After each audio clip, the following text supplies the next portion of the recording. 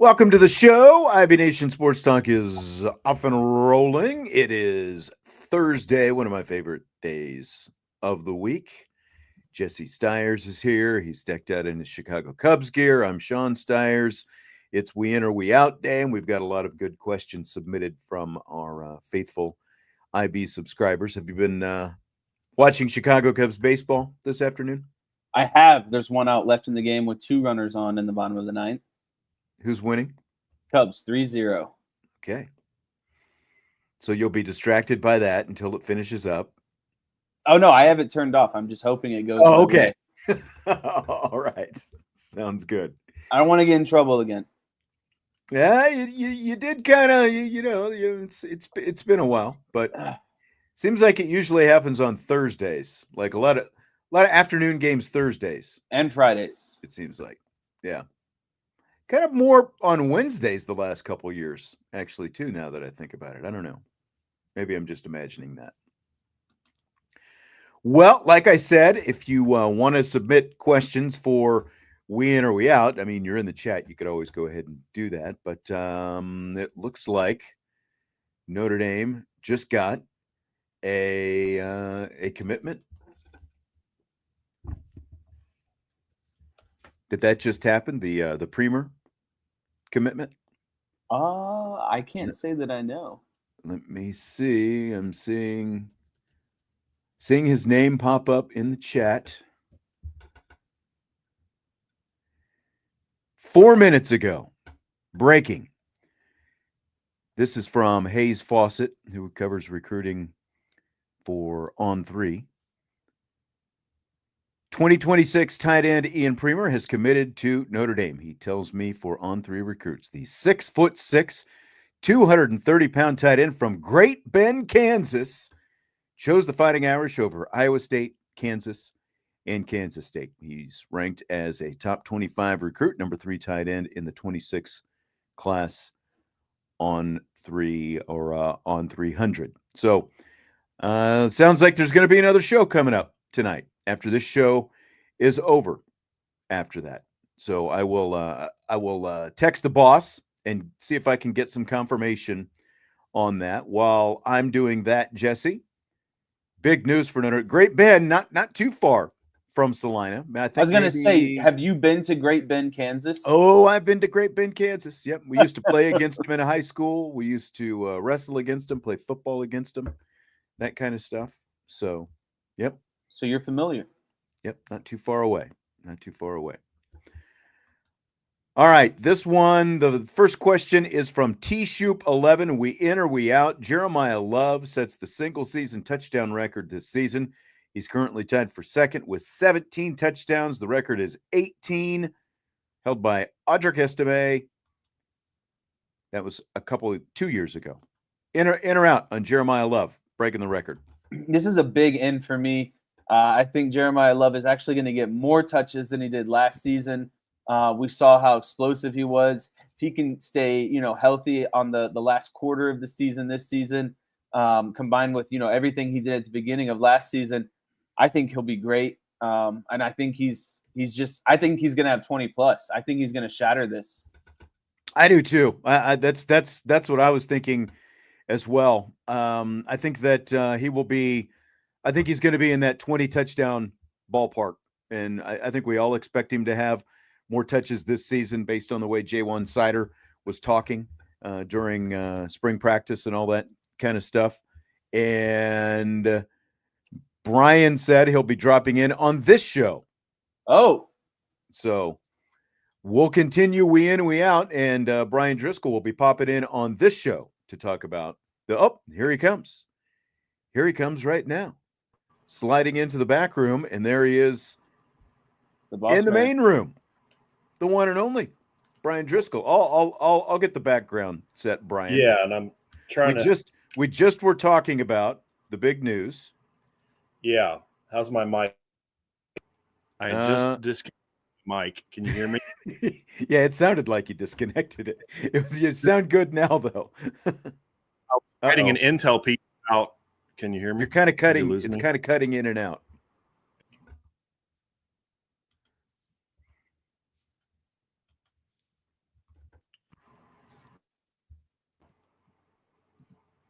There we go. Okay. All right. So just finished our show. I had gotten some intel. I was working on writing an intel piece about it. Can you guys hear me now? Yes. Yep. Yes. And all of a sudden, I get a post it. It's a done deal now. But Notre Dame has landed a commitment from Ian Premer, who is a top 50 ranked national tight end. So we're going to go live tonight at 7 o'clock to talk more about it. But I felt I could hop on real quick and confirm the news because I know your chat's getting blown up right now. I'm like, Yes. what's going on? But someone yeah. dropped it. I did a quick Twitter search and found Yeah. the news. So we, at least kind of it is official. Yep. But this is one of the ones, guys, and we'll dive more to it later. This is one they had to come from behind on. They were not the favorite. They crushed the Visit last week. It was a lot of people. It was Kansas State, Iowa State. Notre Dame was battling, but over the last week, they absolutely nailed it and kind of pitched the whole choose hard thing with them, and he did. And they just landed. I think this is where he's ranked right now. This will be their highest ranked commitment. I think he's even ranked higher than what Michael Mayer was overall, because there was a couple people that had Mayer ranked lower, but he's close to Mayer. But this might be their highest ranked tight end commit since Kyle Rudolph back in 08. Because you remember back then, Sean, these young bucks may not remember it, like Trevor and Jesse, but there was like only really one real recruiting service back then. It was Rivals. Mm-hmm. Like Scout had one, but it was just like Rivals. And Kyle Rudolph was a 5-star on Rivals. And so this is a big time. When you're one of the highest ranked players at Notre Dame has landed at tight end, you're no kidding. You're pretty good. That's saying something. Good. That's saying something. Yeah. So where was Tyler Eifert? How high was Eifert? He was a 3-star. He was just a 3-star. They took Jake Golick before him. He didn't get offered until he went to camp at Notre Dame. Because remember, as a junior at Bishop Dwenger, I made the mistake of saying Bishop Lures last week, and somebody from Dwenger was like, "Hold on a second, not and good. it's not get yourself in trouble." Because Jalen there. Smith went to Bishop Lures, and I get him. But he was like a 200-pound boundary receiver as a junior, but had a great frame, and so he went to camp at Notre Dame and just dominated. And Notre Dame offered him at camp, but they had already commit from Jake Golick. They weren't going to offer him until he went to camp. So he was a late bloomer, and then of course became what. Pretty decent tight end, Jesse. Would you say he was a solid player at Notre Dame? He was all right. It's all right. This guy's big though, 6'6" and Yeah. 230 already in high Yeah. school. That's a huge frame. Yeah, but he can run too, Jesse. I mean, that's the thing is he's more right now more of a pass catcher first and blocker second. He's a good dual threat guy, but like he can fly. And he's got his game is similar to Preston Frizzell, but he's 2 inches bigger and 15, 20 pounds heavier. Man. He is a top 50 ranked recruit. I believe that On3 has him ranked number 24 overall, and 247 has him ranked number 43 overall. ESPN has him ranked number 60 overall. So this is a big time. Number one player in Kansas, right? Yeah. That's doesn't take a whole lot. I mean, I heard there's ballers. you tell me. I don't know. I mean, I'm just saying. I heard there's some ballers from Kansas. But like it's wild as there was a stud tight end from Kansas last year, Lincoln Cure. So I don't know what the heck they're doing in Kansas right now, but they're pumping out some tight ends. That's all I'm saying. Yeah. But Ian Premer's an absolute stud. So this is a huge pickup. We're gonna go live tonight, Sean, at 7. Or if you guys go longer, then we'll just wait till you're done. But we're gonna go live at 7, Sean. All right. Break it all down and dive into the film, but just wanted to jump in with you guys and get everybody caught up on what was going on. Okay. Thanks for popping in, big dog.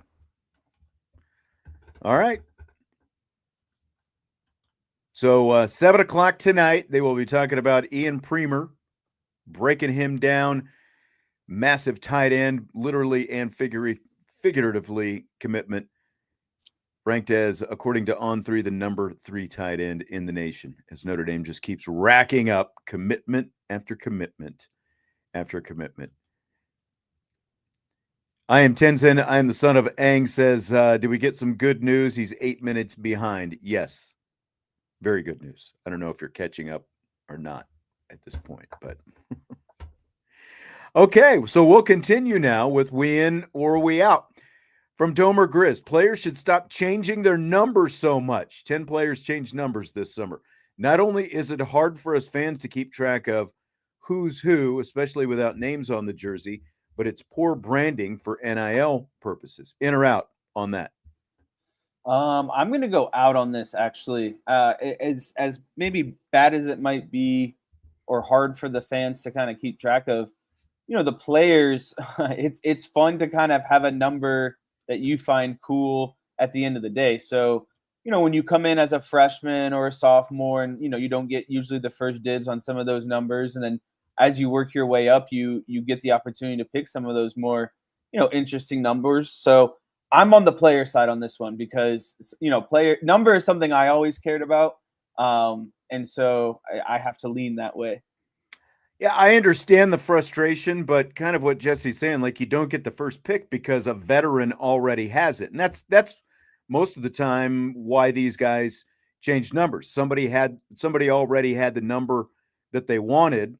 And just like look at CJ Carr, Riley Leonard got number 13. CJ Carr had to wear number 12 for a year, and now CJ has switched to number 13. So I understand the frustration, but if you have an opportunity to get the number that you want, you don't want to be stuck with one that you don't want. And, like we talked about Tyler Buckner yesterday going from 26 to 10, pretty strong indication that he's probably headed to the quarterback room with that in mind. Now, he could wear other positions as well. He could still be a wide receiver with number 10. Obviously, that's like those kind of digits like that have become more common for wide receivers. But, 26 isn't even common for a receiver. So it's you got guys switching positions and they want the number that they want. Domer Grizz follows it up with, especially because of NIL, as well as the number of players who switch jersey numbers each year, it's time for Notre Dame to put names on the jerseys during the regular season. We in or we out on that? I'm indifferent on this one. Like if they had them, I wouldn't mind. Them not having them doesn't kill me at the end of the day. It does make things a little bit easier to kind of recognize, players sometimes. But by the time you get 3-4 games into the season, everyone's number. So it's again very impartial on this. But at the end of the day, I think that with the with the NIL, it makes more sense to have the names on the back of the uniforms, for people to really kind of hit home on name, image, and likeness. Yeah, I'm in on it because I think we talked about it maybe during the bowl run or right afterwards with the numbers on or with the names on the jerseys and stuff like that. I think that in the NIL era, it just makes sense to have names on the back of the jerseys. And, like if you're going to do it for 1, 2, 3, or 4 games in the college football playoffs, just do it all season. I think they look really good, especially with that gold they used last year. They really popped on the back of those jerseys. And so it just makes sense because of NIL to do it. Why not? Like it's an easy thing to do, and it feels like the players would like it quite a bit. And like the tradition right now is you sort of earn it by going to the postseason and that kind of stuff. But it's not like that's a long running tradition. That's relatively new. I think Brian Kelly started that. It may have been wise, but in any case, it's not that old a tradition. So why not just go to names on the jerseys? I'm in. From Irish English, history aside, a Notre Dame Clemson rivalry has more potential for Notre Dame than a Notre Dame USC rivalry. In or out on that? So this is a tough question. When you put history aside, it makes it a little bit easier. But I'm actually going to be in on this because I think in order for it to be a rivalry, and again, this is basically starting over zero where we are right now today. I believe Clemson is more of a rivalry and a tougher opponent consistently than what USC is. They're far more stable at the head coaching position, at the athletic director position. Kind of overall makeup of their roster, recruiting, kind of all areas. I think that playing Clemson is better challenge, I think, for Notre Dame in terms of football. But you lose, your West Coast connection, I guess you could say, in terms of recruiting and, the Subway fans and all that stuff. So you would lose a large portion of kind of stuff outside of the football game. But if we're talking about playing games, I think Clemson is the better opponent than USC. I think that Clemson is the better opponent, but in terms, like what they can do for Notre Dame because of the fact that this is a team that it's become a traditional playoff team since Dabo has been there. But in terms of rivalry, I've got to be out because we're talking about a century-old rivalry, one of the best rivalries in college football. It means a lot to Notre Dame. It means a lot to Notre Dame fans. It means a lot, to anyone who's played at Notre Dame. So I think that Clemson can become a nice rival, and for all the reasons that you listed, I don't disagree in terms of the quality and what they can do for Notre Dame. But look, USC is recruiting well right now. I do think Lincoln Riley is a pretty good coach. That doesn't mean he's not running scared from Notre Dame, which he is, if this rivalry ends up going off the table. But maybe in a couple of years, we're at a point where both of these teams are actually ranked and battling for playoff spots, so like that would be very good for Notre Dame, because what's typically happened, and it happens everywhere, is like the thing, it ebbs and flows. It's not like Alabama and Auburn are both really good in the same year. There have been some years where Auburn has been exceptional. There have been a lot more recent years where Alabama has been exceptional and won more national championships. But at the same time, that's a great rivalry for them because they play all the time, and also because they're in the same state, that helps. But Notre Dame and USC have played for almost a century at this point. So I've got to be out for that reason.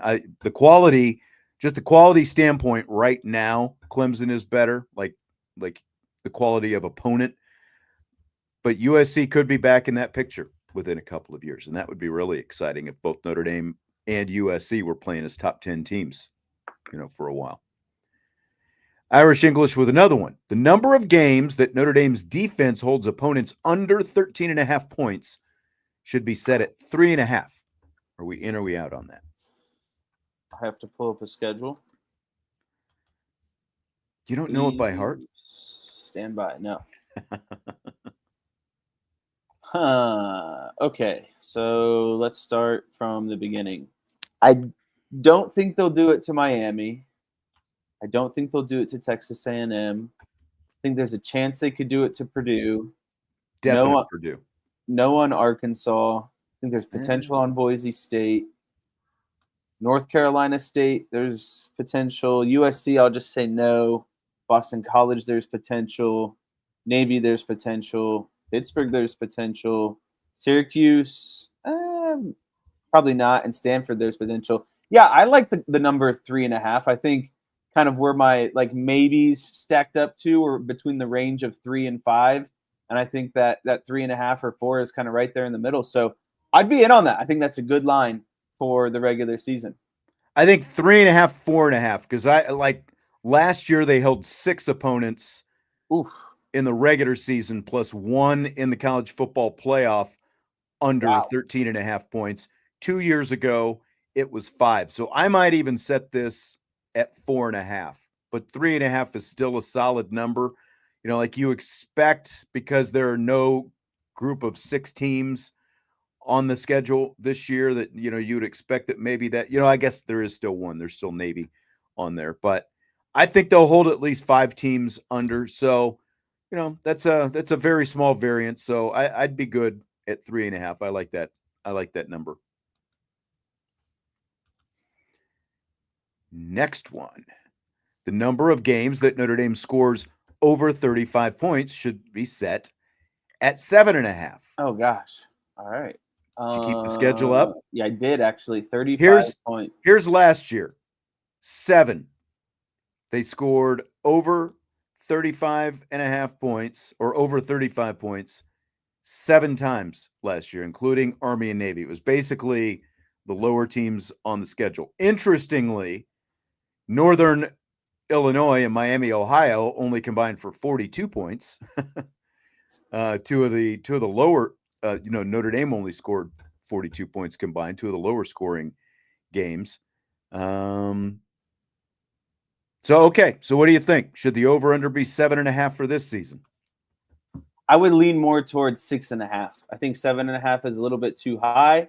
Just went through the schedule one more time. So I would go 6.5. I think asking for 35 points in 8 of 12 games is it just feels egregious. Whether how confident you are in the offense, there's just kind of ebbs and flows into football games as well. Like there's just, I guess, different circumstances that could happen. You could still play a good game and not score 35 points, I guess is what I'm getting at, and win a football game. So I'm going down to like 6.5.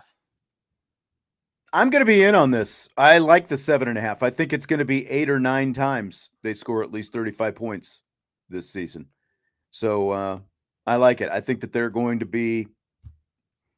is going to be a high scoring offense, I think. So I'm going to be over. Well, I would take the over as well, because then it asks if we would take the over or the under. So on the last question of 3.5, I would take the over. And on this one, I would also take the over at 7.5. Would you take the under on 7.5 based on what you're saying? Yes. Okay. All right. Fair enough. Good questions, though. T-Shoop 11, we in and we out. Jeremiah Love set the single season rushing record. That record will be set in Notre Dame's win in the national championship, rushing for at least 1,438 yards. So we do get to count playoff games? Yes. I'll be in on this. I think it's sure. Why not? At the end of the day, I think he's going to get more touches. He'll be a bit more healthy, towards the latter half of the season. At least we can all hope. So I think you combine those things. I'm in on it. Why not? The only hesitation I have is he included the record will be set in Notre Dame's win in the national championship. And I'm not like out on them winning the national championship. I'm not saying that, but I'd like to see them play. I'd like to see CJ Carr play a game as confident as I am, or Kenny Minchie, obviously a little designation there. I would like to see them actually play a game. I'm very confident in the offense. I do think that Jeremiah Love will be there, because let's not forget, he was splitting reps, and he's going to be splitting reps to some extent again. But as we were just saying a few minutes ago, I think he's going to be on the field more often and will have the ball. I do think he'll get over 1,438, but I don't necessarily think that it'll take him until the national championship game to get there. So for that reason, I'm in on him setting the record, but I'm out on him needing to get to the national championship game to do it. Okay. I think he'll get there before that. I like where your head's at. Okay. Irish English with a very controversial we in, we out question now. Ketchup on a bratwurst is a deal breaker for a friendship or relationship. Are we in or out on that one?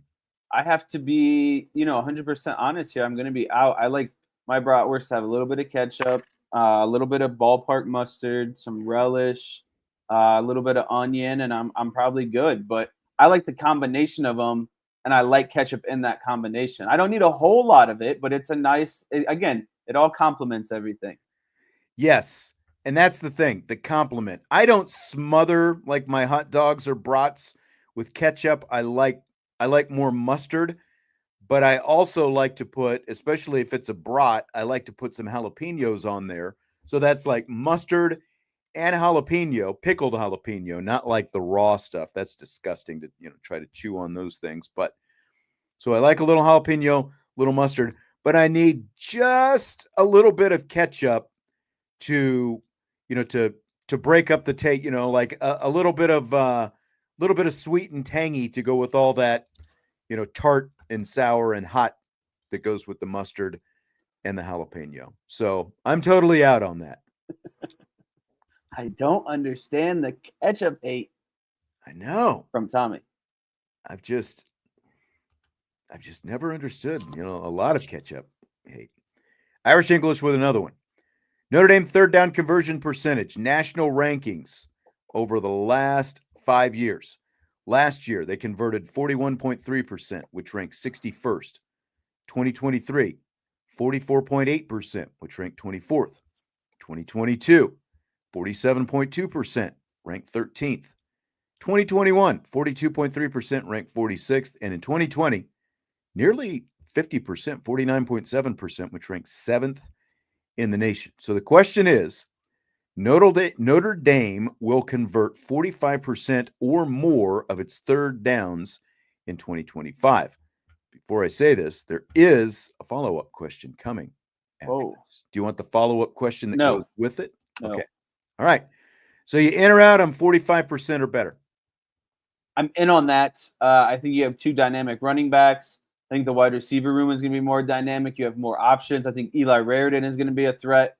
And I just think CJ Carr's playmaking ability with his arm is also going to be a threat. And those are all really good things to have on third down. So I just think for the heck of it, there's too much kind of firepower to not be good. I agree. You know what made them? I would have thought that the number would have been better last year because of the fact that you had Riley Leonard and what he was able to do along with Jeremiah Love. Now, like the passing stuff was probably part of that, but I just feel like because of the offensive line, because of the backfield that they have, that the third downs, they'll be, much more third and short type situations than third and longs. So it's kind of crazy how good they were in 2022 at over 47%, and even going back to 2020, but the 2022 season, which that was called Michael Mayer. Yeah, well, that's a good point. I didn't think about it that way. Very good point. But I'll be in on this. I think that they'll be over. Look, they're going to have some good tight ends, including Eli Raritan. So I'll be in. Now the follow-up is third down conversion percentage is an overrated stat as long as Coach Freeman is willing to be so aggressive on fourth down. In or out on that? I'm out on that because the objective is to always convert on third down. No one goes into it and is like, you go into it being like, okay, if we don't get it, then yes, there is an opportunity to go for it on fourth, but you're never planning on just you're always trying to get it on third down. So you don't need to be in unnecessary fourth down situations where you could potentially turn the ball over. Like getting it on third down obviously makes more sense than having to waste an extra down and get it on fourth. So I don't think it's an overrated stat, and I think it is something that is a successful trademark of a lot of successful teams that go on to win championships. I think if you have it goes both ways, offense and defense. If you're good on third down, you're probably going to have a good team. Yeah, I think it's more important on defense than it is on offense, actually, because can you get off the field on defense? And so in that case, I think it's very important. But at the same time, the question is it an overrated stat? And look at the results. They ranked 61st at 41% last year, but they went to the national championship game. The 2 years before that, they ranked 13th and 24th, 47%, 44, almost 45%, and they weren't even in the playoffs. Now, granted, larger playoff field and all that kind of stuff. So, and the other aspect to this is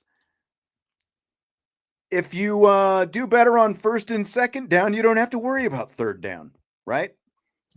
And you do have a coach who's willing to go for it on fourth down, depending on where you are on the field and all that kind of stuff. And they are very good on fourth down, because that's kind of like going into last year's number, like the 41%. Well, they were still very good on fourth down. They converted. They were like one of the better fourth down teams in the nation. So I am in on this. I'm not like full-fledged in, but I am in on the third down percentage being at least somewhat overrated, because you do also have a coach who's willing to say, look, this isn't just third down. This is a third and fourth down situation, depending on where they are on the field. And that comes into play as well. Like, where are you on the field? Is it third and long? Like look at the national championship game when you got a couple penalties and all of a sudden you're way behind the chains. Obviously, if you're in third and long all night, it's going to be a long night.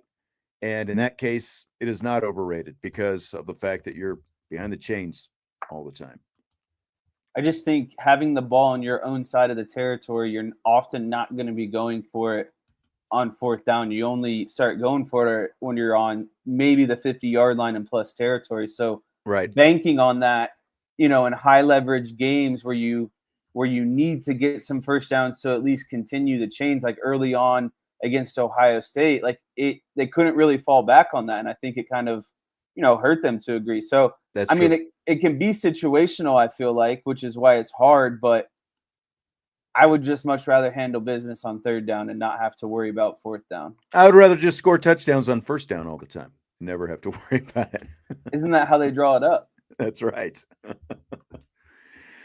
uh, Domer since birth, in or out, Notre Dame's beer selection will be a disappointment, even with their new alcohol policy this season.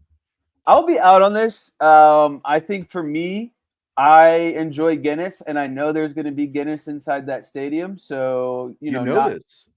it has to be. Notre Dame is partnered with Guinness. There's no way that Guinness isn't going to be. I imagine there'll probably be some sort of like Irish ale, maybe some Michelob Ultras, some Bud Lights. I mean, I can't imagine it's going to be too far off from the normal, but I think Guinness will definitely be involved, and that's what I'll have. Yeah, I mean, you would think it's a natural because of the partnership that Notre Dame has with Guinness that Guinness is going to be in there. Like, will they have Teeling whiskey as well? I don't know, but that's another partner. But I've also heard, now it's been a while since I asked anybody about this, but I've also heard that the Silver Bullet, could be like the main beer The of choice Coors Light. inside the stadium. Yes. Interesting. So I don't know. I'm going to be out on this because, as you said, look, they're selling at the end of the day, they're selling beer in the stadium, and they've never done that before. So how can it be a disappointment if they've got beer in the Man, stadium? we're complaining about something we were just complaining about. That's right. That's right. They haven't even had a game and actually sold it yet. Now, Irish English says Michelob Ultra will be the top seller because people love bad beer for some reason. In or out on that? I'll be in, but not for the rationale. People like to feel like they're being skinny or conscious of their carbs and calories when they're drinking, but also want to enjoy drinking. So that's why it's so popular to begin with. I think it'll be a lot of Michelob Ultra, and then, like you said, some sort of popular domestic, whether it's Coors Light, Bud Light. I doubt there'll be like actual Budweiser there. I have a friend who's a diabetic, and so like the only alcohol that he drinks is either like the seltzers or like the ultra stuff. If that's not the case for you, if you're drinking this stuff and it's not like an actual, like you said, oh, you can drink a couple more Mick Ultras because it's less calories, but it's also like so ultra filtered and it tastes just horrible. Like people do love the bad beer for some reason. So if you're drinking this stuff and it's not because, like you're not supposed to have the extra carbs, because of a health condition or something like that, just get yourself checked. Like go talk to somebody about this and work it out. So I'm in on this Irish English. I'm totally in on this. Couldn't agree more. That ultra stuff is just garbage. Now that Scott Frost, this is from Joe Allen. Now that Scott Frost is back in the college field at UCF, Nebraska should try to get a game scheduled with them. Are you in or out on that? I'll be in on that. I like the drama. I like the controversy of seeing those kind of like when Rafael Devers just got traded to the Giants and then the Red Sox were in town a few days later. I like that kind of stuff. I'm here for it. And at the end of the day, it kind of lets out that final blow of, we were right, because if UCF wins, then it's like, oh, you idiots, we took your coach and beat you. And then if Nebraska wins, it's like, yeah, good riddance. Like, you weren't ever good enough for us. Yeah, I mean, I think it's going to be a question of, does Scott Frost want to get into that after being at Nebraska? Like, if you're Brian Kelly, would you want to come back here to Notre Dame again? Like, especially the way it's cooking right now? I don't think so. No. So I think if you're Nebraska, it would make perfect sense to try to do it. Maybe in a couple years, actually, like when the program gets to where it's actually winning again, because it still feels like it's been a million years since they were over 500. Like no matter how many new coaches and how much hope they have, and they think they've got it turned around and all that kind of stuff. Yeah. So I think it makes more sense for Nebraska than Scott Frost, but I would be in on it. Michael says bad beer is cheap. Nobody cares how it tastes if your goal is inebriation. But Mick Ultra, I don't think is cheap. Like Mick Ultra, like those kind of beers, like they're kind of a premium, aren't they? Like it's not like it's Keystone Light, which I used to drink back in the day because it was cheap, or like those kind of beers, So it's a lot different. But I agree with ND Sailor. Life is just way too short to drink bad beer. Go hit a craft brewery and live it up. Or as Daniel says, Yingling, oldest brewery at the house that Rockney built. That'd be good. But I don't know. And this is true as well. USMA, the beer will not be cheap at Notre Dame. I cannot see that happening. Another one from Joe Allen. Brian Kelly, Lincoln Riley, Billy Napier, Brent Venables, and Mike Norvell could all be on the hot seat if they don't have good seasons with a minimum record of 9-3. Are you in or out on that? Do I have to be in and out on all of them, or can I be like in and out Brian Kelly, in and out Lincoln Riley, in and out Billy Napier? Yeah, I mean you can go one by one. Personally, I agree on all of these. Like if they're like these specific coaches, because like Riley and Venables are going into season 4. They're both going into season 4. Brian Kelly is going into season 4. Norvell and Napier, I can't remember. Is Napier? He's in that ballpark in terms of how long he's been there at Florida. I mean, he was on the hot seat last year, and then they got hot over the last month, and it kind of saved him. So I'm in on all of these guys. But if you want to go one by one, go ahead. I've kind of changed my mind because it says could be on the hot seat, and I was kind of thinking of the 8-4, but if you're not 9-3, that means you're 8-4 or worse. And I do think that all lands them on some sort of hot seat. So yeah, I'll be in on this. And if any of them go 7-5, 6-6, I think you could see them kind of getting shown the door. Yeah, I think so. From Josh, in or out, Tyler Buckner's jersey change is a foretelling that he'll be back in the quarterback room. In, easy in. Total in. I think he's going to be the number 4 quarterback at the start of camp. We're going to see number 10 out there slinging balls on day 1. In or out, somebody will make a significant special teams play against Miami. I'll be in on this. I'm sure that Notre Dame is going to have not even sure, they're going to have, all off-season training camp kind of leading up to that game to work on something special for the first game. So I do anticipate some sort of play to happen on special teams, whether it's a blocked punt, a blocked field goal, a big return somewhere. I do think something is going to happen. Yeah, I'm in on it as well. And the guy will probably be wearing 95. And for those who don't know yet, that's Bryce Young. He switched his number to 95 this year. Much better number for a defensive end than 30, by the way, I think. So, I fully support that number change. And by the way, his dad wore it as well. Don't forget, it's not Bryant, it's Bryce. ND Sailor. But yeah, I agree with that. There was something that I just saw that I didn't hit the star on. Craig makes a good point, like going back to the coaches stuff. Some of the buyouts are crazy. Like that's the only question with Brian Kelly is because of the buyout, and he's got 6 more years left on that thing, how that impacts the decision. But at the same time, hasn't made any real progress so far. Played like a champion has a slew of questions. Here we go. He has 6 of them. Yeah, all right. Here we go. Number 1, defensive coordinator Chris Ash will have a bit of a rough start and underperform in his first 4 games. So these are always tough because what are we defining as underperforming, overreacting, those sort of things? Are we looking at kind of the standard that Al Golden set? Then sure, I do think that he will underperform a little bit, but I think that's natural for someone that's, incumbent on their first full season as a defensive coordinator back in the college field. He's getting his feet wet. The team is getting their feet wet. All kinds of things are happening. So you have to remember Al Golden in his first year wasn't, hitting it out of the park first game of the season. So I think it will take a little bit of time, and knowing the nature to overreact of people, I think that naturally there'll be some sort of, letdown when comparing to the standard that Golden set. So you're in on this, is Yes. what you're saying. Okay. I'm going to be out. I don't know.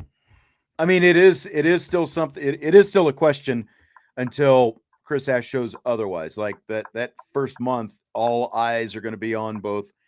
It's going to be CJ Carr on offense, and I think it's mostly going to be Chris Ash and how he calls games and what it looks like Adjustments on defense. Yeah, and like I've mentioned before, like Florida State had a couple of massive explosive plays in Marcus Freeman's first game as defensive coordinator.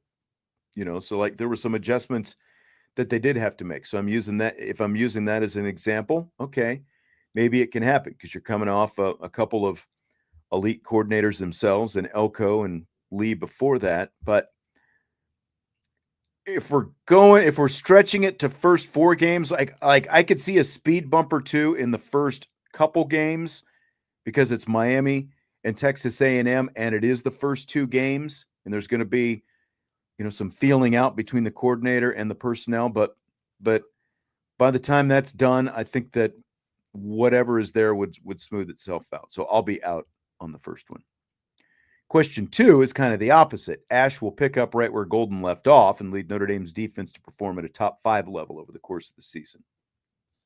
I think top 5 is a pretty tall task to ask. I think they might be top 5 in some categories, but again, I'm not saying this. I think they'll still be easily a top 25, probably top 20, probably top 15. I think that's where it gets a little bit hairy at the end of the day, but they still have a lot of pieces that make you confident. They're going to be extremely talented at linebacker. They still have Max Bulla.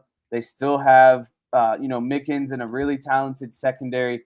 Can they be? I think what potentially would put them in that top 5 category, the part that has me the most nervous is what are they going to get out of their end positions? And are they going to be, dynamic enough on the inside at tackles? Do they have guys who are going to consistently eat double teams?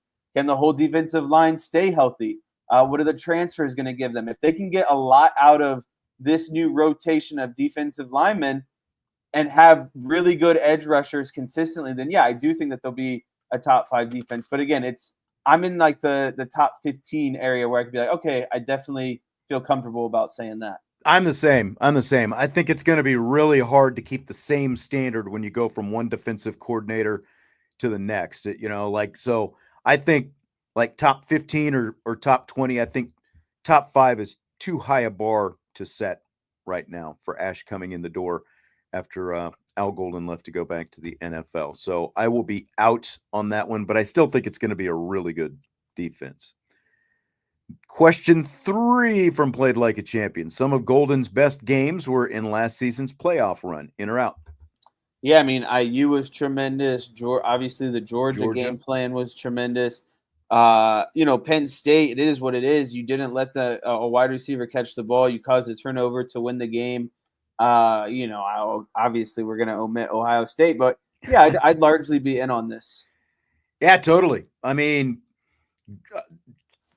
every game that you mentioned right there, like there was a spot or two in the Penn State game, but that was just a slugfest from start to finish. And, like the defense kept Notre Dame in that game against Penn State until the offense could get things figured out. So I'm in on that. I'm in on Georgia. I'm in on Indiana. They totally suffocated and dominated Indiana. So yeah, I would totally be in on that. And then number 4 piggybacks into what you're talking about. The national championship game was one of Golden's worst games at Notre Dame. In or out on that? I have to be out on that.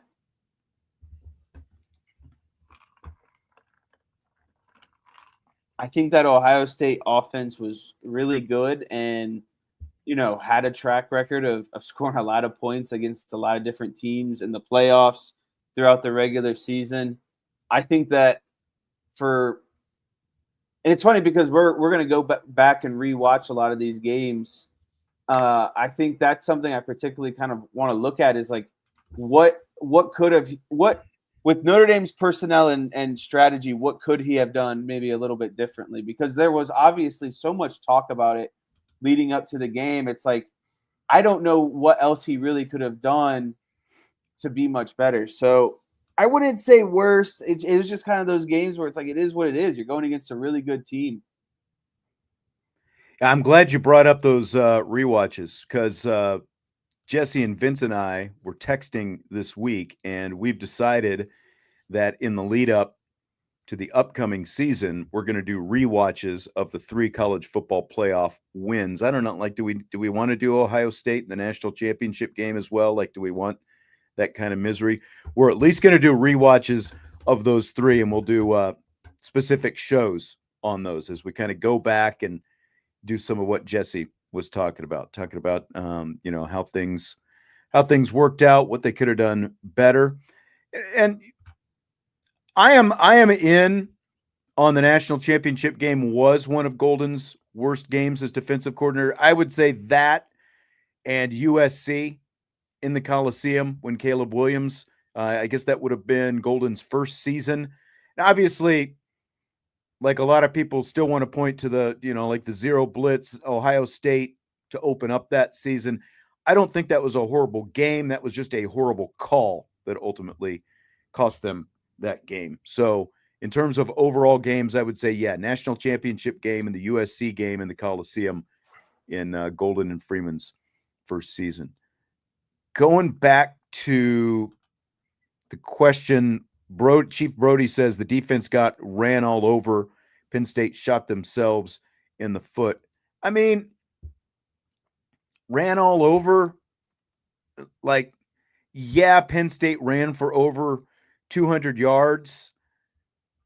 The secondary played great. I mean, we've talked all about the fact that no wide receiver caught a pass for Penn State. And at the end of the day, they only gave up 24 points. And they also only gave up 10 points in the first half when Notre Dame's offense had nothing going on. Like I said, the defense kept Notre Dame in that game until the offense could get some things figured out. And, you only give up 24 points in a national semifinal game. I think that that's a pretty good game.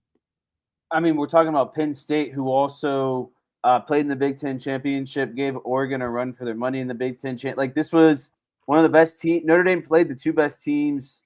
Well, I guess you could even say 2 best. Notre Dame. Well, yeah, I guess you could. Notre Dame played, some of the top teams in the Big Ten, and relatively, held their own. Yeah, Penn State ran for over, just over 200 yards, but in a game where Notre Dame was kind of in a slugfest, I would much rather that than the kind of like back and forth kind of brawl of a shootout. It felt like kind of one of those more or less kind of heavyweight matches, and each team were kind of, sending different kind of blows, whether it was the Jeremiah Love runs or, whether it was the Singleton or Allen runs. Like, at the end of the day, just like Notre Dame, Penn State's a run first team. They're going to get their runs off, that was a part of their game plan. So, yeah, would you have liked to held them to, probably a little bit less? Sure.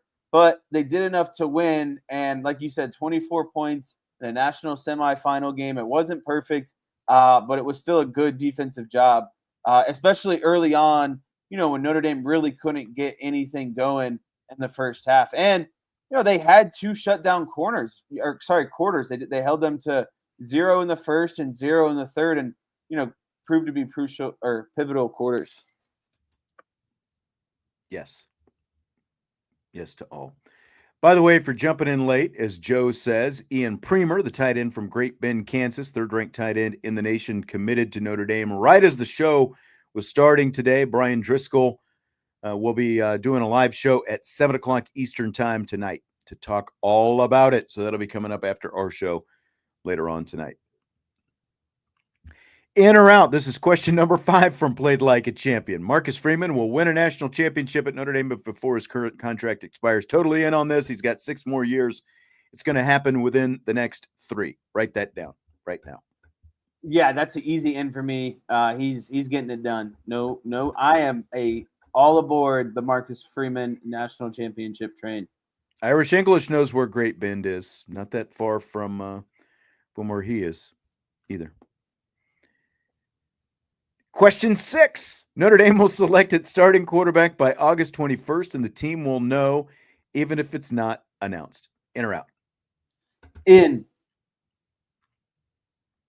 No I'm in as rationale, well. just in. August 21st, that's like you're 3 weeks into camp at that point. I think it'll be done within the first 10 days of training camp. So I'm in on that. Totally in. Wow. By the way, played like a champion, pushed back on the anti-ketchup sentiment of Irish English there. JG Whitetown, in or out? Someone other than Jaden Greathouse or Malachi Fields will lead the team in receptions and yards.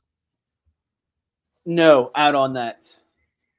Those are the two. I mean, those when you look on paper and you said who of these two guys of this wide receiver room, who has the best chance to go play, wide receiver in the NFL, it's those two. Then you look at, Malachi Fields and what he was able to accomplish at Virginia throughout his career. And I think everything else is going to be better around him now, and how Greathouse was finishing last year against top opponents and now has a better quarterback. Like, these are your guys on offense.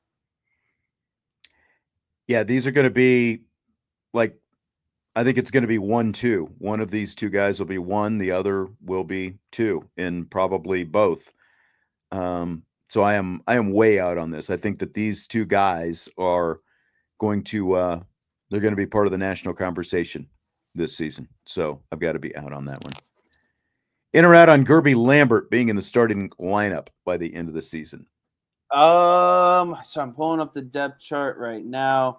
I always, as much as I'd love to remember where everyone is at. I mean, you basically have Nap, Sprout, Ashton Craig, Jagasaw, and Emil Wagner. Like, who would he knock out of that group? Like, maybe Anthony Knapp? That's the question, I think.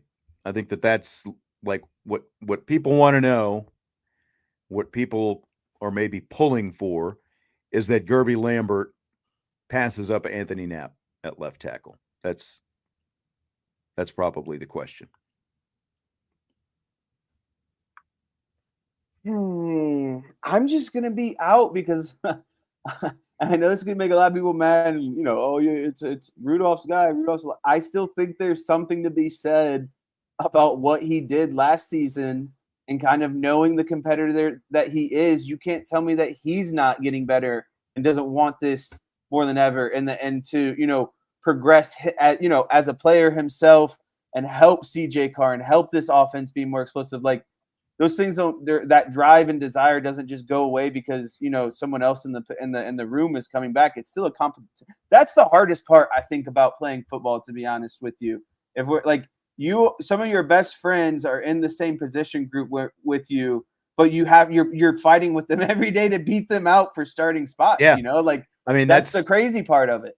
That's what the wrestling room was like. Some of my best friends were beating our heads against each other, like, especially like first couple years, like who's going to make varsity, like who's, and sometimes when you're in the club tournaments and stuff like that, you're going up against each other, like in the finals every weekend. And, like you get and it's the same with the quarterbacks, like you're talking about, like when the quarterback room can remain tight, when it's as competitive as it is, and there can only be one guy, like, it gets tested sometimes, but like the ones that do stay tight, it's because at the end of the day, I think Marcus Freeman has said this, you're not necessarily competing against each other. You're competing against yourself to see who, to push yourself to get better ultimately, so yeah, look, don't write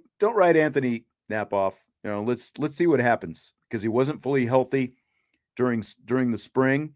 And there's probably not going to be a 100% Gerby Lambert to start fall training camp. So let's at least see what it looks like. I'm kind of with the sentiment of, what most people were saying in the chat. I think probably the only way this is going to happen, that Lambert ends up in the starting lineup, is if there's an injury. and no one wants to go down that road trying to predict where that might happen. So Christopher Burgess will have at least 2 sacks this season. This is going to sound really bad, but I'm going to be out on this just because I don't know if I've heard of Christopher Burgess before. Young guy. I know you haven't studied the roster yet, and we haven't talked about anybody yet. This is another freshman coming in the door. I think what's ahead of Christopher Burgess, I don't think that he's going to have like a Bryce Young type season, for example. He might get some reps here and there, but I think there's just that a lot of people ahead of him right now. Yeah, there's enough quality depth at those defensive end positions coming into the season that all have to be out on that. Like, unless it comes like end of game type stuff in November and that kind of thing. Crying Belly in the house. I haven't seen him for a while. He says we should find a way to insult Steve Angeli. Remember when you invited the Syracuse guy on just to insult him? Kind of funny. I don't remember it quite going that way, but I did have the Syracuse guy on to talk about him. But I don't know that we had him on just to insult him by any means. Man, he's been on a roll. You should have seen the comment before that. It said, "I'm a simple man. I see Jesse on the show and immediately turn off the video." Wow. That one felt good. Kind of coming hard. I know. Man. He says, "I know a lot more about other teams compared to Notre Dame." So I guess it's a tough pill to swallow. Sean Kelly, we in or we out on women's basketball team taking a pretty big step back this season. This is we in or we out. This is one of the very few where we need a hold. I mean, obviously, when you look at the roster and you compare this year's roster to last year's roster, like you don't have Olivia Miles. You don't have Sonia Citron, who's killing it right now as a rookie in the like probably the front runner for Rookie of the Year in the WNBA. You don't have Leah Tu King, who's going to gobble up a lot of rebounds. You do still have Hannah Hidalgo, one of the biggest stars in the game. Like, I guess the key word is here, or words are pretty big, a pretty big step. Like, see, and that's like what Craig says. What is a big step? There's still going to be a tournament team. I have no doubt about that. Like, I think that the step back could be, okay, maybe you're not vying to be a 1, 2, or 3 seed, and you're kind of battling in that, in terms of the NCAA tournament, and you're battling for like to be a 4 seed, which means you still get to host first and second round games. Like, I could see the farthest step back being like maybe they're a 5 seed or a 6 seed this season, but ultimately, like they were a 5 seed.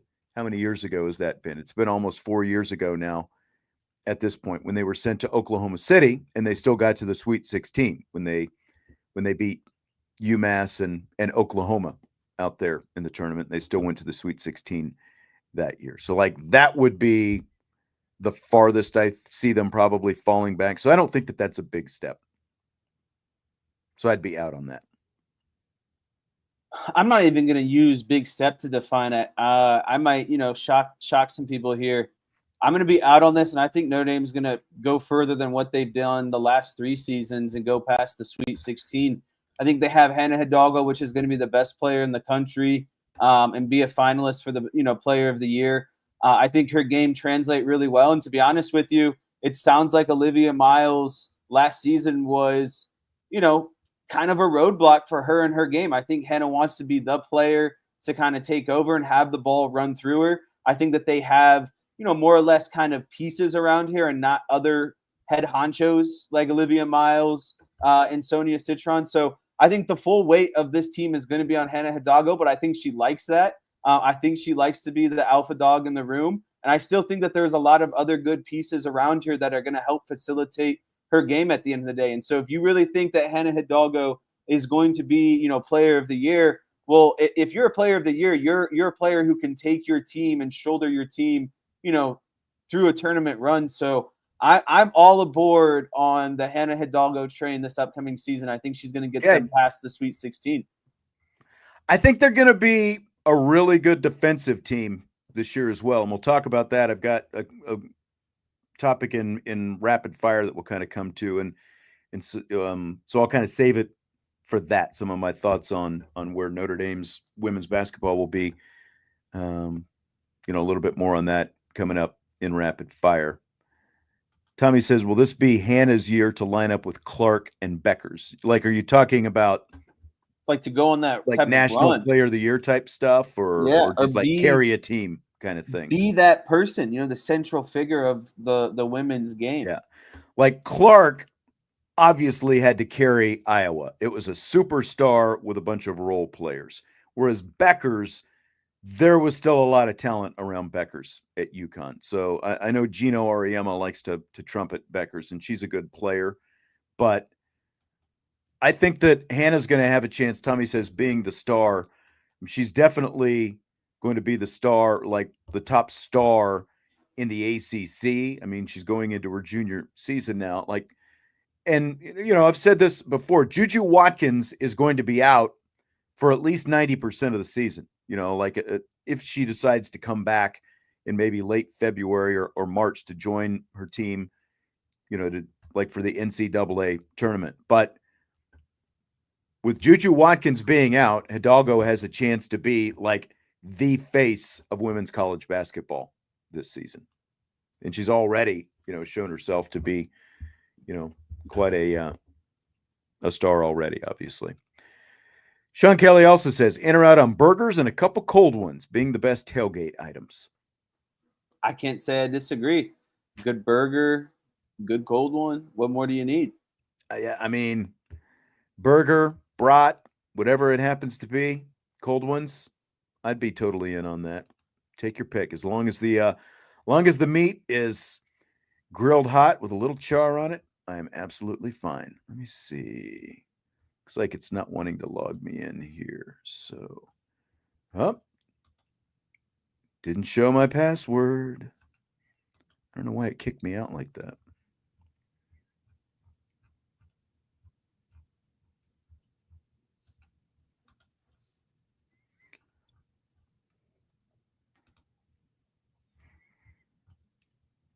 We got a salty question. Notre Dame has the top running back room in the nation. In or out? Salty says, you didn't think I could go short and sweet, did you, Jesse? This is an easy in. You have what is considered one of the best running backs in the country and might prove themselves to be the best running back in the country next season. And then you pair him with someone else who I think will probably get right around, if not 1,000 yards as well. So how can you say no to the best running back in the country and another 1,000-yard rusher? Yep. Totally in. I think Penn State is close, but behind them. And I think that when you've got the guys that you've got, when you've got Jeremiah Love, who, everyone's already talking about as a Heisman guy, and Jadarian Price, can't go wrong either way. So I'm in on that. Chief right, Brody added a question here late in the chat. I think it's kind of worth throwing up here.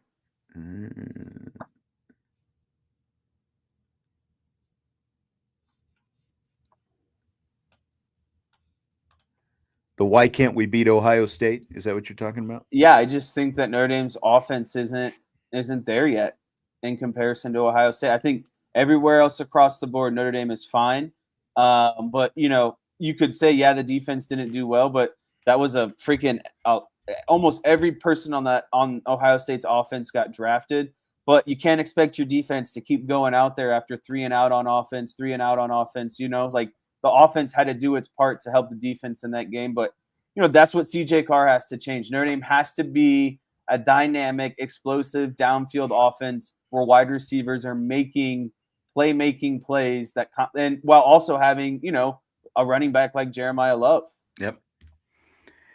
Yes, God's thumbs. Brian Driscoll will be doing a live show at 7 o'clock to talk about the commitment of 2026 tight end Ian Premer committed to Notre Dame about an hour ago, just before our show went live. Premer announced his commitment, or the commitment was reported anyway. So Ian Premer from Great Bend, Kansas, committing to Notre Dame, and Brian will have the show up after our show is over, and he will talk about that. So with that, Jesse, I ask you, are you ready for rapid fire? I am. I thought I was running out of air, but let's keep it going. All right. See how much air we can pump back into this room now. Longtime NFL writer Doug Farrar was asked recently about comparisons between Jeremiah Love and former Boise State running back Ashton Jeanty. Here is what he says, quote, "I think Jeremiah Love will be a great back in the NFL, but he's not Ashton Jeanty. I'm sure there will be those comparisons, but they're ill-advised at best, and that's not a slam on Love at all." End quote. So, Jesse, who do you see as the best comp for Jeremiah Love? So I guess I'm just curious of, why he thinks they differ, just because of style of play, or he's not going to be as good. Yeah, it's more style of play. Like he went on and was kind of saying, like, you see some Emmitt Smith type stuff, like with Ashton Jeanty, Okay. for example. Like maybe a little bit more built. And I'm not saying that Jeremiah Love, and I'm not trying to put words into his mouth as well, but not saying that he is not built to run between the tackles, because we've obviously seen that he can. But I think Jeanty is more that guy than Jeremiah Love is. So I think a really good comparison for Jeremiah Love, I bet you're not even going to guess where I'm going to go with this. I think he kind of plays like Jahmyr Gibbs, but Jahmyr Gibbs is a bit smaller. I'm going to go with actually Bijan Robinson at the end of the day. I think he plays just really dynamic, explosive, good vision, good cuts, good out of the backfield, that breakaway home run speed. I think his game really compares well to Bijan Robinson. I think Bijan Robinson is a good one, and you're right. I didn't see you going there. It's funny that you started off by saying that, like, you went down the Jahmyr Gibbs path, and that's the one that I go with. I think you're right. Like, I think that Jeremiah Love is a little bit thicker, like probably somewhere taller, between, lengthier, yeah, not as compact. Yeah, but like speed-wise, it's there. And I think that there's probably between Jahmyr Gibbs and Saquon Barkley, as someone, through Chief Brody says Barkley, and he has no idea what he's talking about. But I would kind of like, that would be kind of my mix, because of the mix of speed and physicality. And I think that, especially with Jeremiah Love, again, I wouldn't go as far as Ashton Jeanty's physicality, because he is a little bit more, low center of gravity and a little bit thicker, like a guy like Emmitt Smith. But he all, like Jeanty doesn't have the wiggle like a Barry Sanders, for example. Like, for Jeremiah Love, though, because of like the things that he can do, and like especially when you watch the hurdling and you think about Saquon Barkley's hurdling, and then like you look at Barkley's speed, you look at Jahmyr Gibbs' speed and all that kind of stuff. Like, I think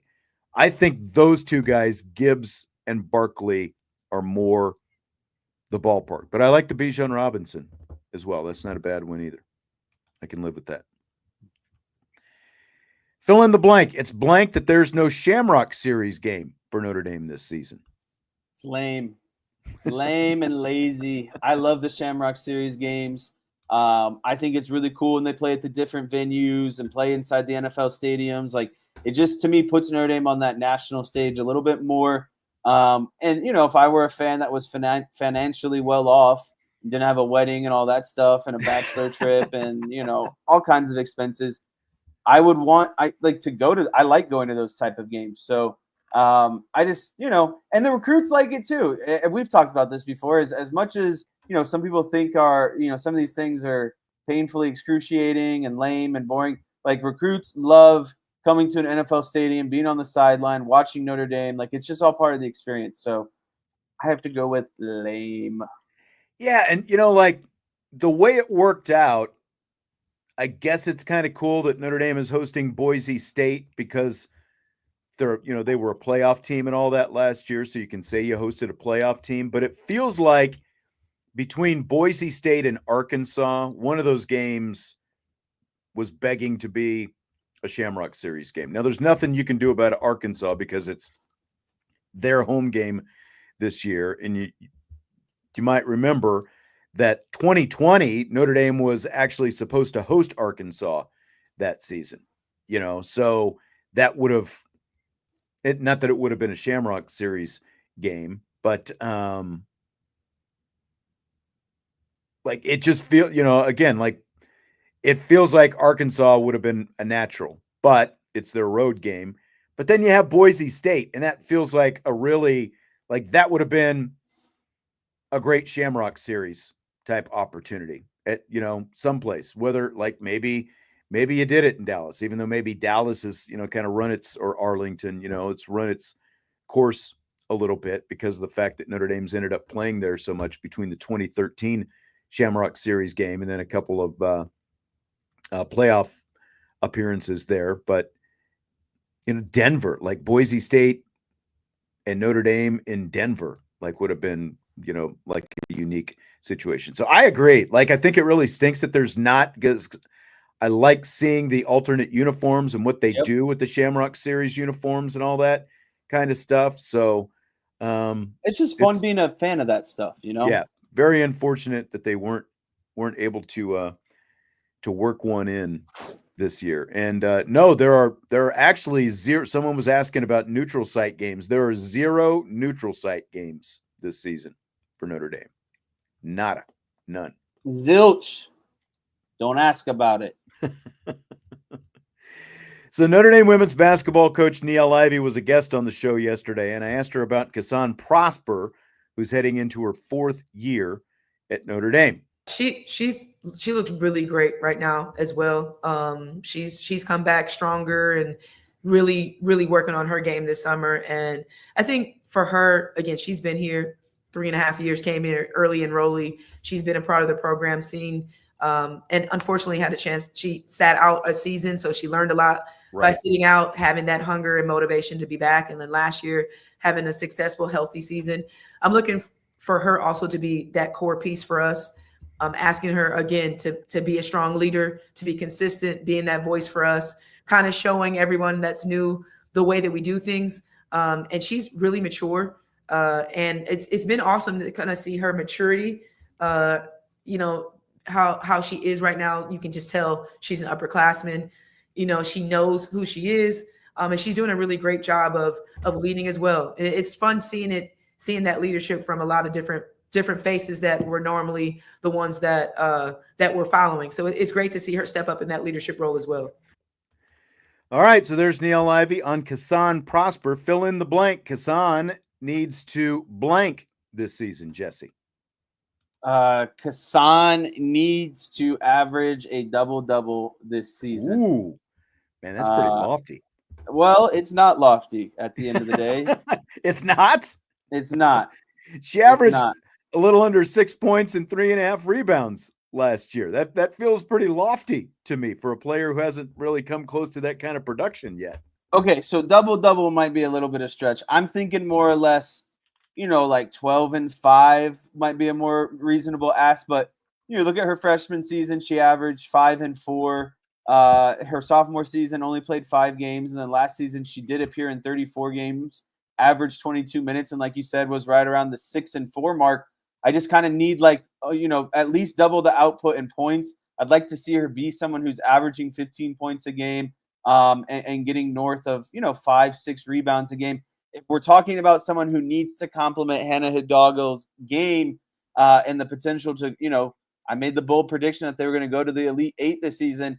Kassan Prosper has to be a part of that as well. Sure. It's not like she's some slouch. She's someone who's played for the Canadian national team. She's a really good player in her own. I think there's obviously been a lot of talent at the guard position at Notre Dame, so makes it a little bit harder for her. But there's no excuses this year. Everything is kind of out of the way to really kind of forge a game that plays well off of Hannah Hidalgo. Yeah, I mean, in her, her minutes, she as you heard Ivy say 2 years ago, she had that leg injury, so she missed most of 2 years ago, and then she came back last year, averaged a little over 22 minutes a game, and again, around 5.5 points, 3.5 rebounds. If she has the numbers that you're talking about, this is going to be a really crazy year for Notre Dame, because they will be as good as you're talking about if she puts up those I kind just of think numbers. she's one of those X factor players. That's my answer. Is I think she is not necessarily like they're going to sink or swim on her, but I think she's going to be a huge X factor for this team this season, because of she's going into her 4th year now, because she was an early enrollee. Now, it will be interesting to see, for next year, if she's able to get an extra year of eligibility, because she did have to miss most of 2 years ago with an injury. But look, if she can double the rebounds, so that puts you up to around 7.5, very doable, since Leah King and Westbeld are gone, and because Citron and Miles were also really good rebounders. They grabbed a lot of rebounds, for guards. And then she scores 8 to 10 per game, and then give them great defense, which she is. She's going to slide into that. They're going to be in really good shape if she can give them just that kind of production, a little bit over 25 minutes per game. Got to improve the 3-point shooting. That was she was only down around 21% last year. She's got to get that well up, closer to 35%. I would imagine that's something she's worked on. But again, great defender. And they lose Citron, so they lose their best, lockdown type defender. But they get, on ball. They get KK Bransford back, and they have Citron, and you throw in Hidalgo as well. And that's not even mentioning DeJesus, all plus defenders. This could end up being like them and Duke, the top 2 defensive teams in the ACC this season. And they were already a really good defensive team last year. They can be one of the best defensive teams, I think, in the country this year. With Hannah Hidalgo, with the lofty, expectations that we're talking about, player of the year and that sort of stuff, you got to have someone able to kind of man the ship when Hannah is getting doubled, maybe has a bit of an off night, whatever it might be. You got to have someone who can also kind of take over. And I think that you just need, maybe that's some KK Bransford as well in there. But I think Notre Dame has to have, they don't necessarily have to be, like Olivia Miles or Hannah Hidalgo good, but you just need those solid kind of mid-tier, on the verge of elite players, again, to complement the head honcho's game. And I think that's really where, Kassan and KK Bransford are going to come into play. Yep, for sure. They, getting KK back is going to be really big, and I'll be curious to see kind of what her improvement looks like as well. Because when you looked at Miles, when she missed that season due to injury, she came back and was a really good 3-point shooter last year, after it was just kind of so the year before that. So I'll be curious to see how much KK has been able to kind of work on that aspect of her game, and maybe gain a little bit more range, because she can slash and get to the hole. Buellsfield Financial Services asks if I think Ian Premer is the first number 1 recruit from Kansas to Notre Dame since Dick Bushka in 78 and Mike Bushka in 79. I would think so, because the first thing I thought of when I thought about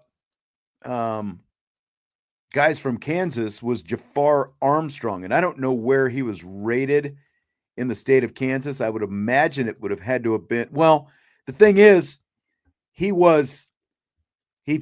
physically lived in Missouri, but he went to a Catholic school in Kansas, on the Kansas side, Bishop Miege High School. So I don't know technically, I guess he was considered Kansas, but again, I don't remember his ranking for the state of Kansas, Jafar Armstrong. But there have not been a lot of Kansas guys who have come through Notre Dame. One of the offensive linemen, I'm trying to think, which of the offensive linemen is it? Is a Topeka, Kansas guy? No, who is it? Who is it? Who is it? We'll be here all day. Joe Otting. Joe Otting. Topeka Hayden. Another cat. Hayden is the Catholic school in Topeka. Up there you go. Buesfield. Got it. Joe Otting. Yep. I have a feeling Buesfield is from Might be a Kansas guy. Like you want to just tell us where you're from? What part of Kansas? Come on. Kind of feels like it since he knows all the Kansas Notre Dame research off the top of his head. But yep. Wellington. Okay. That's by Wichita, right? It is. What would that be? East of Wichita. Yeah. All right. Awesome. Fill in the blank. It's blank that Aaron Rodgers says this will be his last season in the NFL. It's very Aaron Rodgers. By the way, Michael Armstrong, says Jafar Jafar was number one in Kansas. Okay. It's very Aaron Rodgers-esque. Like that, like everything he does these days is just so Aaron Rodgers. Like we care that he has to get out in front of it and announce that it's going to be his last season. So it can be this dramatic and Aaron Rodgers last season. And I just think it really, tempers expectations. All of the announcers are just going to, just jumble it up the whole, Aaron Rodgers, he might not be great, but look at what he accomplished during his career.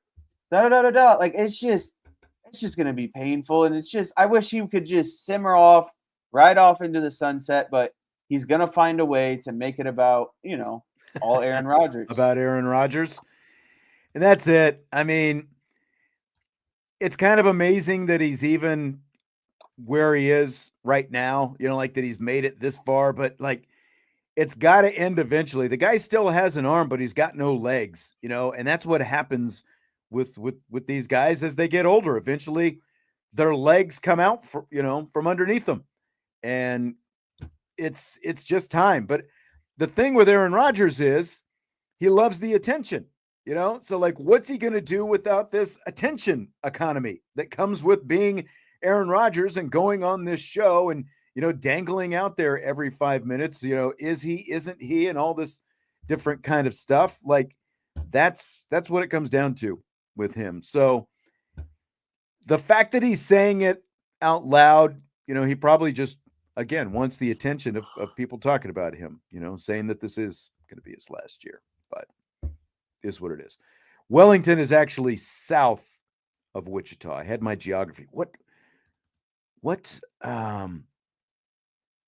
town was I thinking of? Winfield. Winfield which is just a little bit east of Wichita. Winfield is, I think, the one which is technically a little bit east of Wichita. It's more south than east, but it's southeast of Wichita. Like Winfield and Wellington are right by each other. I had to pull up my map to try to remember which W town I was thinking about. But Aaron Rodgers is just like the old dog that you need to take behind the shed. It might be time. Might be time to take old Yeller back there. I'm just gonna get ahead of this next question and say sell, because we just got to do these one by one. So let me get it, because there's a lot of information in this next That's question. what I mean. I'm selling as well. NFL.com ranked each NFL division by the quarterbacks in the division. Number one was the AFC West. Patrick Mahomes, Bo Nix. I'll go. Do you want me to just run through the divisions real quick and then we'll talk about the quarterbacks? I say we just do them one by one. Like you read the AFC West, and then we either say buy or sell, and then we say why we buy or sell, and move on to the NFC West, and then just go down the list rather than reading through all of them and then coming back to them. So I don't understand. Like, so they have the AFC West at number one: Patrick Mahomes, Bo Nix, Justin Herbert, Geno Smith. Oh, what did you think? I misread this whole question. I thought they were ranking each quarterback like 1 through 4. No, they're not ranking the quarterbacks 1 through 4. They're ranking the divisions by the quarterbacks in the division. I'm on board now. Yeah. Yeah, so you totally Butchered the whole totally whiffed on question. that. Yeah, exactly. So the AFC, so I'll go ahead and read through them. AFC West is number 1, Mahomes, Knicks, Herbert, Smith. Not in that order, but that's like they rank the division number 1. Number 2, NFC West, Stafford, Brock Purdy, Kyler Murray, Sam Darnold. Number 3, NFC East, Jalen Hurts, Jaden Daniels, Dak Prescott, Russell Wilson. Number 4, AFC East, Josh Allen, Tua Tagovailoa, Drake May, Justin Fields. Number 5, AFC North, Lamar Jackson, Joe Burrow, Aaron Rodgers, and either Joe Flacco or Kenny Pickett for Cleveland. Number 6, NFC North, Jared Goff, Caleb Williams, J.J. McCarthy, Jordan Love. Number 7, NFC South, Baker Mayfield, Bryce Young, Michael Penix, Tyler Shuck. Number 8, AFC South, C.J. Stroud, Anthony Richardson or Daniel Jones, Cam Ward, Trevor Lawrence. Those last two, probably the last 3 I agree with, 6, 7, and 8. NFC North, NFC South, AFC South. Yeah, I agree. I mean, you could get into semantics. I think the NFC South is worse. I think I would take CJ Stroud over Baker Mayfield, and I think the rest, like outside of, you can't tell me Baker Mayfield outweighs Bryce Young, Michael Penix, who barely played half a season, and Tyler Shuck, who's never played a full season, who are assuming to be the starter. And I still would take CJ Stroud, Daniel Jones, and even Trevor. I know Trevor Lawrence has had a rough go of it, but CJ Stroud and Trevor Lawrence are more talented than anything the NFC South's got going on. I get it, semantics, but yes, let's just kind of start there and then work. That leaves 5 divisions left. Here's my issue. I think we're going to say the same big issue. They have the AFC North at number 5. I think they could be 1. With Lamar Jackson, Joe Burrow. Again, we just, beat Aaron Rodgers up. I think they probably should be number 1. You've got 3 guys, like 2 guys who have been to Super Bowls, one who's won a Super Bowl. Granted, he's older, Aaron Rodgers, and on his last legs. And you've got a 2-time MVP in Lamar Jackson, and they've got them behind the AFC East with Josh Allen, Tua, Drake May, and Justin Fields. Yeah, Lamar Jackson and Joe Burrow combined is better than Josh Allen and whatever the AFC East is doing. So, and like even with only Lamar Jackson and Joe Burrow, I would put them ahead of the NFC West with Stafford, Brock Purdy, Kyler Murray, and Darnold. Darnold has had 1 good year so far. My top 2 would be AFC West and AFC North. I agree. And then I would put the NFC East 3rd, which is where they have them right now, but I would have the NFC West behind them. Yes. At 4th, and then the AFC East kind of bringing up the rear there. Yep. That's exactly where I'm at. Okay. See, I thought that they were ranking the quarterbacks because I was like, who thinks Bo Nix is better than Justin Herbert? Maybe that should have been my tell sign. By the way, going back, we were talking about the Shamrock Series. Michael said he would love to see one in the new Titan Stadium when it opens. That'd be cool. They haven't done anything in Nashville before. I think that would be a nice new area to get into for Notre Dame, playing that new stadium. It's supposed to be pretty nice from what I've heard as well. But I think we're like 2 years away from that thing opening up. When we drove past it on our way back and forth to the national championship game, it was a little bit more than a big hole of dirt with some materials in it. It felt like. So sticking with the quarterbacks, will either Josh Allen or Lamar Jackson be considered an all-time great if they don't win a Super Bowl? And will either be considered one of the all-time greats if they do win the Super Bowl? I think Lamar Jackson is already going to be considered one of an all-time great, even if he doesn't win a Super Bowl. He's already got MVPs. The style of game that he plays is just, very far and few between. I saw a stat the other day. He actually has more rushing yards in his NFL career than Christian McCaffrey does, which is probably shocking, which it shocked me. But I just think, again, what he's done in terms of kind of changing the perception of what an NFL quarterback is, or maybe the style that they should play, the MVPs. Yeah, he'll get knocked for. He's kind of like a Charles Barkley of the NFL, to be honest with you. That's kind of how I view him.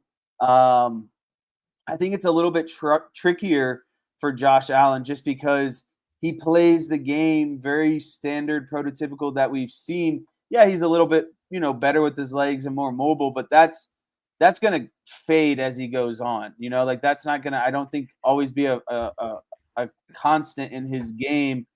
But that's the thing. He's going to have to adapt more, I think, as he Right. gets older, because he's a bigger guy and he doesn't, and it's like he's more physical, and that's going to have to change at some point if he wants to prolong his career. I mean, there's people defending Josh Allen, but he doesn't. Did he win MVP this last season? Yeah. Yeah. So he just got his first MVP. Like Lamar has done more. I get it that Lamar and team have had, some playoff woes. It's kind of like, they're kind of like the Dak Prescott of the AFC, really. Lamar is and the Ravens. So, it's not like the Bills have had much playoff success either at this point. It's they haven't. You're judged by Super Bowls. Yeah. Like at this point in their careers, Lamar Jackson's won more MVPs, and neither of them has even been to a Super Bowl. So Right. like trying to say one is like Swang Dong saying Jackson is a playoff choker, Josh Allen is the man. And I realize that Josh Allen predominantly has been beaten by, Patrick Mahomes in Kansas City, but at the end of the day, that's what you're judged on. Are you winning those games or not? And you can't even get to a Super Bowl. Joe Burrow beat Patrick Mahomes. I think the way to answer this question is winning a Super Bowl has a bigger impact on who and their career and legacy. I think it's Josh Allen because I of do too. Because of what Lamar Jackson has already done, and again, the style in which he plays. Lamar Jackson is much more unique because of the style that he plays with. And also, look, this is a guy that a lot of people wanted to make a wide receiver coming out of Louisville. They weren't, like most of the league wasn't even sold on the fact that he could be a quarterback, but give John Harbaugh credit because he drafted him. Remember when he had Joe Flacco as the quarterback, and he changed his whole offense, and they've been nothing but, a perennial playoff team since Lamar Jackson has been there. I mean, and look, Josh Allen has done great things for Buffalo because they went 20 plus years with a playoff drought before Josh Allen, and he's got him to the playoffs as well. But I just think that Jackson is more unique, and a Super Bowl win would do much more for Josh Allen's legacy than it would even for Lamar Jackson's, because Jackson he's going to end up being, like the top rushing quarterback in NFL history when it's all said and done. And the question for both of them is ultimately going to be, can either one of them,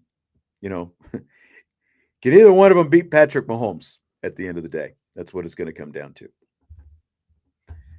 Final question for you tonight. A guy they held, have you seen any of the stuff from Fanatics Fest that they held in New York last week? Some stuff. I saw some bits and pieces. So there was a guy at Fanatics Sports Fest in New York last weekend. He had tattoos of Derek Jeter and Home Alone on his leg. It was the Home Alone newspaper, and it had like the mug shots of the two guys who broke in to the house. It was like a wanted poster or something like that, but it was like supposed to be a headline on a newspaper. So it had Jeter and Home Alone. The guy had tattooed on his leg. So if you were going to have tattoos of one player and one movie, what would they be? So this is going to be very interesting, I think, oh crap. I'm trying to bring up a picture. There it is. Okay. So I can share my screen. So I don't think you have any idea where I'm going to go with either of these, which makes this pretty fun.